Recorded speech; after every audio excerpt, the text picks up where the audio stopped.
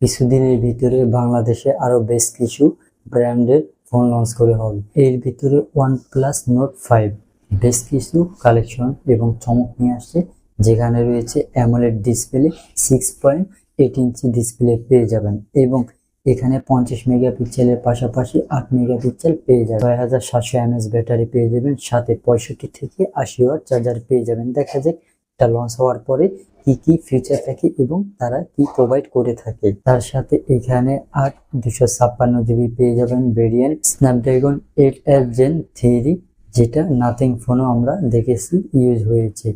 এটার ভিডিও আমাদের ডিসক্রিপশন অথবা আই বাটনে দিয়ে দিব, আপনারা অবশ্যই সেখান থেকে দেখে আসবেন। সেম প্রসেসর, এটা পারফরমেন্স অনেক সুন্দর এবং দুর্দান্ত।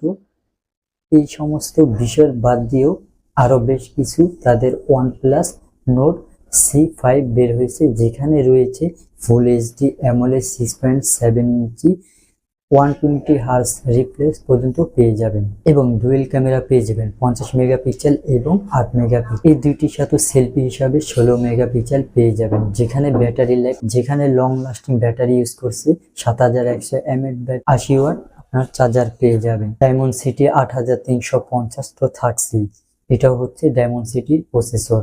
তার পাশে 8GB 256GB RAM ROM variant পেয়ে যাবেন এবং টাইপ সি তো থাকছে অবশ্যই বরাবরের মতো। বর্তমানে সব সেটেই তারা টাইপ সি দেওয়ার চেষ্টা করছে, এটাও পিছিয়ে নেই, এখানেও টাইপ সি ব্যবহার করা হয়েছে। এছাড়াও অ্যান্ড্রয়েড ভার্সন 15 পেয়ে যাবেন এবং এখানে কালার ওয়াইজ 15 দেওয়া হয়েছে। এগুলো OnePlus, এছাড়াও নাথিং, ওপো, ভিভোর আরেকটি সেটও লঞ্চ হতে চলেছে, যেখানে রয়েছে ভিভো X200 FE। এই সেটটিও আসতে চলেছে, যেখানে 50 মেগাপিক্সেল এবং ডায়মন্ড সিটি আরো বিভিন্ন রকমের তথ্য আমরা দেখতে পাচ্ছি। বাট এটা অ্যাকুরেট বলা যাবে যখন বাংলাদেশে লঞ্চ হবে, তখন বলা যাবে যেটা আসলে এটা কি ডিটেলস, র্যাম রোম ভেরিয়েন্ট সবকিছু বিস্তারিত জানা যাবে। এছাড়াও জুলাই মাসের ভিতরে আরো বেশ কিছু কালেকশন আসতেছে। এখন এগুলো রিলিজ হচ্ছে গ্লোবাল মার্কেটে, দেখা যাক বাংলাদেশের মার্কেটে এগুলো কখন আসে এবং এর সাথে কি কি থাকছে। অ্যামোলেড ডিসপ্লে ব্যবহার করেছে, এখানে 120 হার্টজও পেয়ে যাবেন।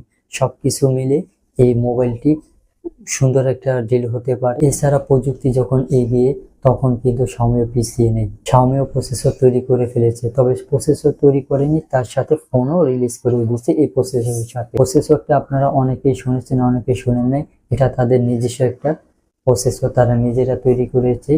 দেখা যাক বাংলাদেশের মার্কেটে এই সমস্ত ফোন আসলে ইনশাল্লাহ রিভিউ দেওয়ার চেষ্টা করব। অপরদিকে টেকনো পিছিয়ে নেই, তারাও নতুন ফোন লঞ্চ করছে এবং তারা কিন্তু অলরেডি একটি রোবটও তৈরি করে ফেলেছে, যেখানে রোবটটি নিজের মতো মুভ করবে বা কন্ট্রোল কিছু একটা করা যাবে। তো কিছু বুদ্ধিমত্তা দিয়ে দিয়েছে। তো প্রযুক্তির দিক দিয়ে কোনো ব্র্যান্ডেই পিছিয়ে নেই, সবাই সবার দিক থেকে নতুনত্ব কিছু আনার চেষ্টা করছে। এরকম নতুনত্ব একটু ভিডিও পাওয়ার জন্য অবশ্যই আমাদের সাথে থাকবেন।